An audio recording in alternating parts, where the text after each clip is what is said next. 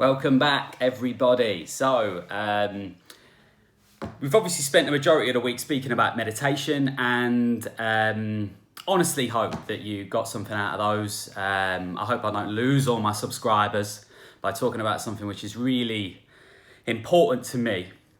And now just end the week, possibly on a little bit more of a lighter note. I want to talk to you about a book that I've just finished. Now, this was never ever the plan to do book reviews, but this is, just organic, and let's face it, I'm kind of making it up as I go along.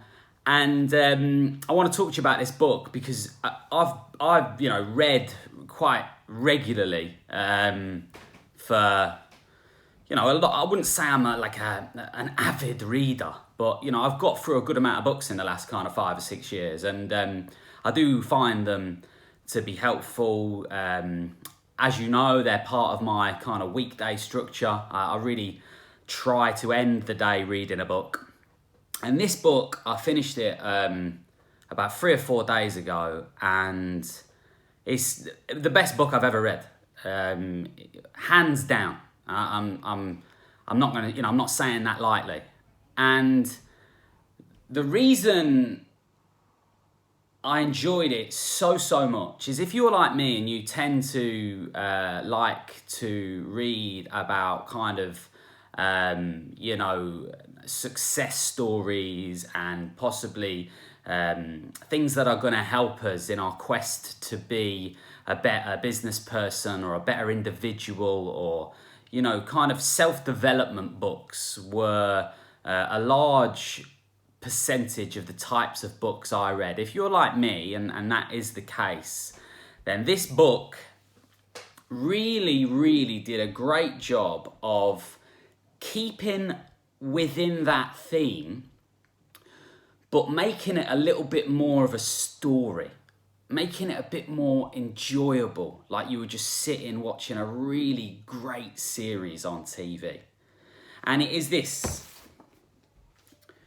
Shoe Dog by a fella called Phil Knight. And Phil found, and still to this day owns, Nike. Yeah.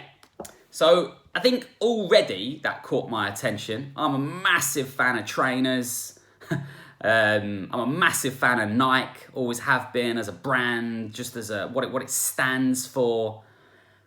But this book is different gravy, like different gravy. What this fella did, what this fella went through, how he did it is so inspiring, and it's so well written, and it's so easy to kind of just get carried away with it, that it has to be part of your collection. It has to be. I challenge anybody to not enjoy this if they stick with it.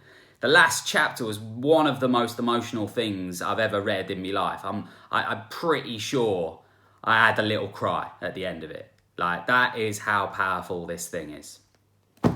And I'm not going to go on for too long today. Just get the book, read it. It'll, sell itself.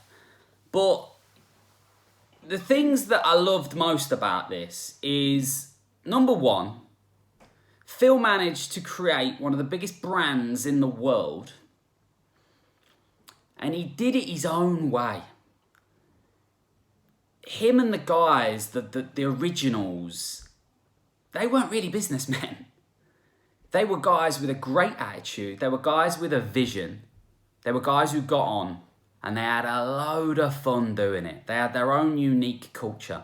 And I, at my organisation, believe that I have that. And before I read this book, the approach that we have to getting our work done, although we are ruthlessly professional, and I have incredibly high standards, we spend the majority of the day taking the piss out of each other. And that, although I love it, and although it makes my days enjoyable, it did creep into my mind a few times that maybe that'd have to change as the organisation grows. And Phil has taught me that I don't need to worry. You can do this, be yourself, and still get to where you want to be.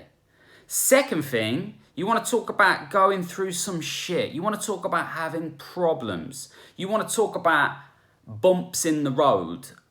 You got to read the book to realise what this guy went through, dealt with, and kept going.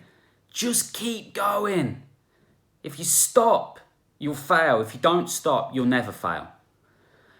And the third thing is, and this is probably pretty obvious, you know, the geezer went from a modest family in Oregon to, his company being worth hundreds of billions of pounds.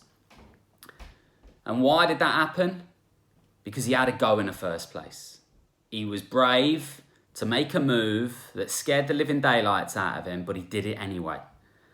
And those three things were just laced within what is an amazing, kind of beautiful story. So if you need a little break from your chimp paradox and your the E-Myth, and all these other books that are great, don't get me wrong, but can be a bit heavy and can leave you feeling as though you've got to take action. If you just want to sit there and read a great story about a great man, get the Shoe Dog and let me know how you get on with it. Cheers, guys. See you tomorrow.